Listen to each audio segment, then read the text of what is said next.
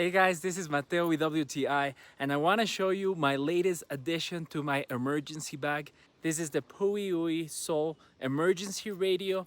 It has so many different features that you can use in case of any emergency, in case there's bad weather conditions, storms, tornadoes, and you lose electricity. This is the perfect radio to get. What I like the most about it is that you can use it even if it's not charged.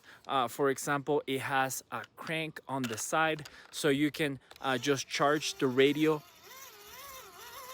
cranking it up, and it will give you enough time to use the radio or use the flashlight. It also comes with a solar panel. The flashlight is very strong, is very bright, so it's perfect for those nights when you lose power. Something I like about this radio is that it comes with some LED lights that show you how much battery you have left in the radio.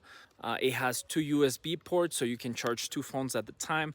I've been able to charge my phone fully in one charge, and I still have juice to use the radio.